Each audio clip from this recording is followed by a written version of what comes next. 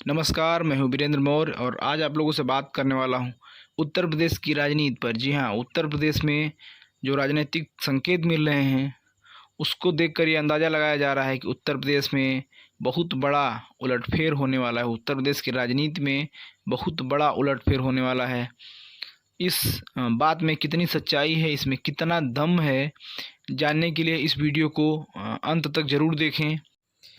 जैसा कि आप सब जानते हैं साथियों, उत्तर प्रदेश में 2017 विधानसभा चुनाव के समय भारतीय जनता पार्टी ने अपना प्रदेश अध्यक्ष केशव प्रसाद मौर्य को बनाया था, जो कि ओबीसी समाज से आते हैं। और उत्तर प्रदेश में मौर्य समाज की जो जनसंख्या है वो 14 से 15% है। साथियों, चुनाव जैसे ही ख़त्म होता है, चुनाव के बाद भाजपा अगड़े चेहरे की तलाश करती है। उसको मुख्यमंत्री के लिए अगड़े समाज का व्यक्ति चाहिए और चुनाव से पहले जो प्रदेश अध्यक्ष है वो ओबीसी समाज से चाहिए। अब आप लोग समझ सकते हैं कि ऐसा क्या है कि भाजपा चुनाव के जस्ट बाद उनको अगड़े समाज का व्यक्ति चाहिए। इसका मतलब इसका साफ साफ मतलब है कि उनको ओबीसी समाज के किसी भी नेता पर विश्वास नहीं है, या यूं कह लें कि वो ओबीसी समाज के नेताओं पर विश्वास नहीं करते हैं। वो सिर्फ चुनाव में आपके समाज को यूज करना चाहते हैं। और साफ साफ आप लोग देख सकते हैं कि चुनाव से पहले जिस तरह से उन्होंने केशव प्रसाद मौर्य को प्रदेश अध्यक्ष बनाया उत्तर प्रदेश का, आप लोग पूरे भारत की राजनीति में ज़्यादातर देखेंगे कि जो प्रदेश अध्यक्ष होता है चुनाव जीतने के बाद मुख्यमंत्री उसी को बनाया जाता है।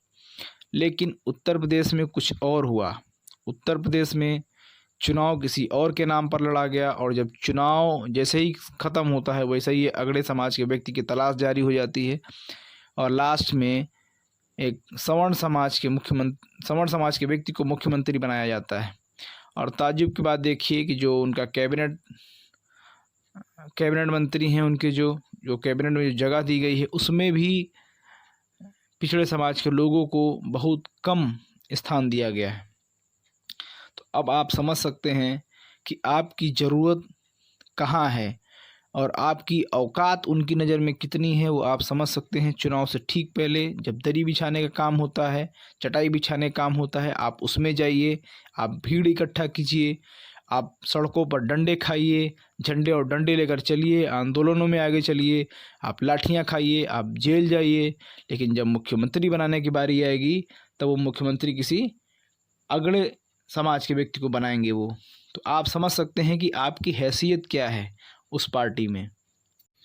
2017 विधानसभा चुनाव में उन्होंने जब योगी आदित्यनाथ को मुख्यमंत्री बनाया था तो उन्हें अंदाज़ा नहीं होगा कि उत्तर प्रदेश में यह नौबत भी आएगी कि कार्यकाल पूरा होने से पहले ही मुख्यमंत्री को उनके पद से हटाने की नौबत आएगी। पिछले 3.5 वर्षों में उत्तर प्रदेश में जिस तरह से अपराधी बेलगाम हुए हैं, बेखौफ घूम रहे हैं, और बलात्कार की घटनाएं जिस तरह से चारों तरफ बढ़ी हैं, चारों तरफ अब आदित्यनाथ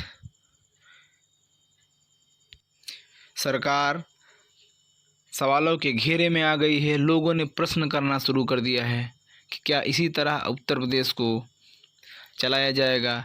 क्या उत्तर प्रदेश में इसी तरह बहन और बेटियों की इज्जत आबरू इसी तरह लूटती रहेगी? ऐसी तमाम नाकामियां उत्तर प्रदेश में सामने आई हैं और कहीं न कहीं इस बात को भाजपा का शीर्ष नेतृत्व भी महसूस कर रहा है। इन सब बातों को ध्यान में रखते हुए, चूँकि 2022 में फिर उत्तर प्रदेश में चुनाव है और अब कहीं न कहीं शीर्ष नेतृत्व को इस बात की, इस गलती का एहसास भी हो रहा है उन्होंने जो किया है। और दूसरा एक कारण ये भी है कि उत्तर प्रदेश में जिस तरह से छोटी पार्टियों और छोटे मोर्चा जो बने हैं उनकी ताकत का भी एहसास है। और इस सब को ध्यान में रखते हुए अब भारतीय जनता पार्टी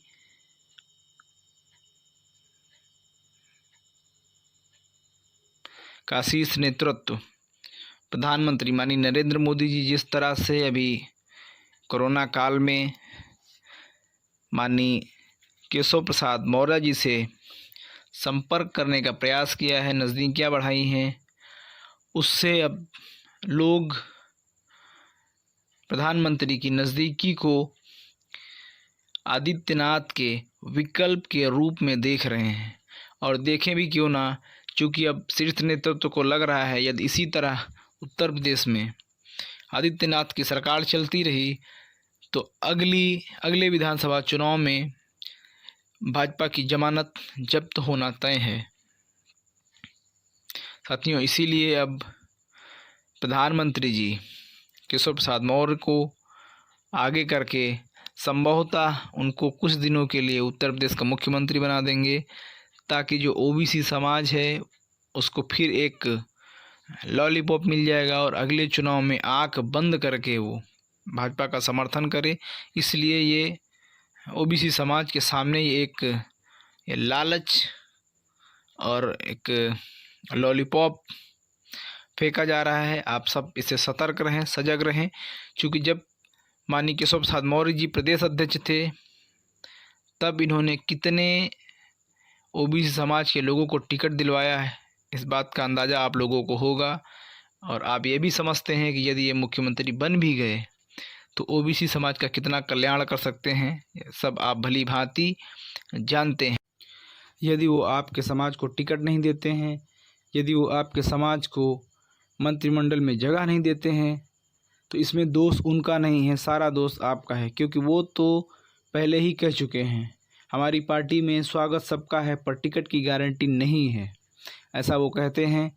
और इसको आप लोग देख भी सकते हैं, महसूस भी कर सकते हैं यदि आप अपनी आँखों से अंधभक्ति का चश्मा उतार कर देखेंगे।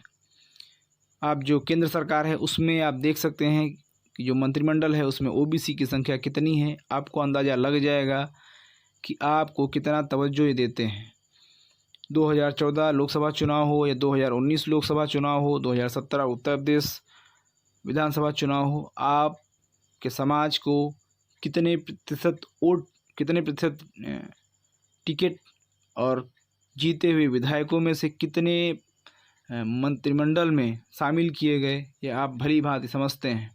तो उनकी गलती नहीं, वो साफ साफ कहते हैं कि आप पार्टी में ये आपका स्वागत है, लेकिन टिकट और मंत्रिमंडल में जगह वो सिर्फ और सिर्फ अपने समाज के लोगों को देंगे। अपने समाज के मतलब समझ रहे हैं आप लोग बखूबी और भली भांति समझ रहे हैं आप लोग।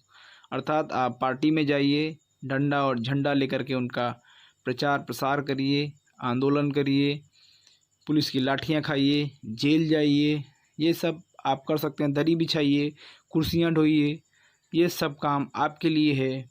लेकिन विधानसभा, लोकसभा, राज्यसभाओं में आप नेता बनकर जाएं, ये उन्हें मंजूर नहीं है। साथियों, जिन्हें अभी भी लगता है कि उनकी पार्टी और उनकी सरकार जातिवाद नहीं करती है, ऐसे अंधभक्त साथियों से मेरा निवेदन है कि आप लोग अंधभक्ति का चश्मा कुछ देर के लिए उतार कर रख दीजिए। उसके बाद आप लोग देखिए, नंगी आंखों से देखिए कि सच्चाई क्या है। 2020 बिहार विधानसभा चुनाव में भारतीय जनता पार्टी ने जो टिकट बांटे हैं उनमें से 60% टिकट सवर्णों को दिया है। मतलब जिनकी संख्या 15% है उनको 60% टिकट उनको दिया है, और जिनकी 85% आबादी है उनके लिए 40% टिकट रखे गए हैं। और ये तो सिर्फ टिकट बंटवारे की बात है साथियों। आप इनमें से भी जो 40% जो टिकट मिले हैं ओबीसी, एससी, एसटी, माइनॉरिटी समाज के लोगों को, उनमें से भी जो लोग जीत कर जाएंगे तो वो सिर्फ विधायक बनकर ही रह जाएंगे। उनको मंत्रिमंडल में कोई स्थान नहीं मिलेगा। मंत्रिमंडल में स्थान उसको मिलेगा जो साहब का चाटुकार है, जो साहब की चरण वंदना करता है, साहब को शाम सुबह सैल्यूट करता है, साहब की हाँ में हाँ मिलाता है। ऐसे लोगों को साहब टिकट भी देते हैं और मंत्रिमंडल में स्थान भी देते हैं, जगह भी देते हैं। जो लोग बगावत करते हैं उनके लिए मंत्रिमंडल में कोई स्थान नहीं है। जो तर्क कर सकते हैं, जो प्रश्न कर सकते हैं, उनके लिए मंत्रिमंडल में कोई स्थान नहीं है। आप लोगों को याद होगा 2014 लोकसभा चुनाव में केंद्र सरकार में ऐसे ऐसे लोगों को मंत्री बनाया गया जो 12वीं फेल थे, ऐसे लोगों को शिक्षा मंत्री बनाया गया और उनके अंडर में ऐसे लोगों को काम करने दिया गया जिनको केंद्रीय राज्य मंत्री बनाया गया जो कि प्रोफेसर थे। मतलब उनकी पार्टी में योग्यता मायने नहीं रखती है, उनकी पार्टी में जाति मायने रखती है। तो आप लोगों से निवेदन है कि ऐसी जातिवादी मानसिकता से ग्रसित पार्टी और पार्टी के लोगों से सावधान रहें, सजग रहें, उनके झांसे में ना आए। आप लोग अपनी बुद्धि का प्रयोग करें,